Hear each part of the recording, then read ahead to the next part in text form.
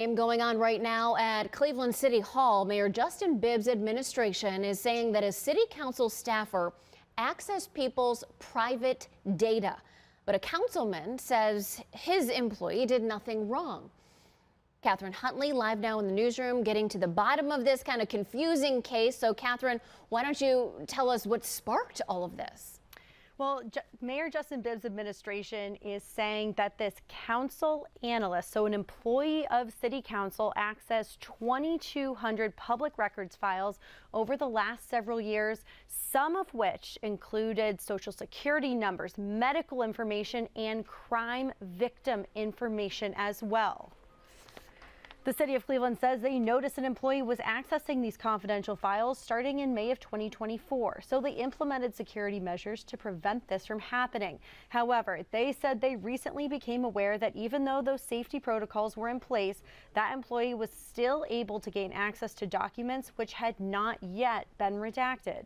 Blaine Griffin, the city council president and the staffer's boss, says the employee did absolutely nothing wrong, specifically pointing out there's no evidence the staffer used this information for anything other than council work. He's pointing the finger at the city, saying they are at fault, claiming the city should have had a better security system in place to protect your data. It's scary because you have someone that is improperly accessed that shouldn't had no reason to access this type of information. He wasn't a designated employee. So he downloaded those files with Social Security numbers, crime victim information. It's like a librarian giving a library card to someone, and now you want to punish them because they read everything that you gave them access to. They should have done a better job of providing firewalls, and they should have done a better job of being able to identify the training and policies to say the do's and don'ts.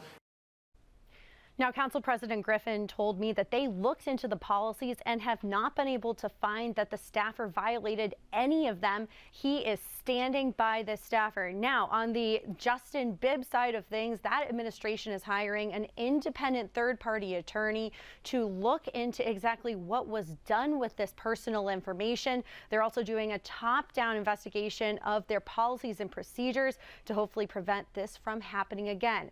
Now, coming up at 5, what Council President Blaine Griffin thinks the city is doing to why the city is bringing this up now and what he says they're trying to distract from. For now, live in the newsroom, Catherine Huntley, 19 News. All right.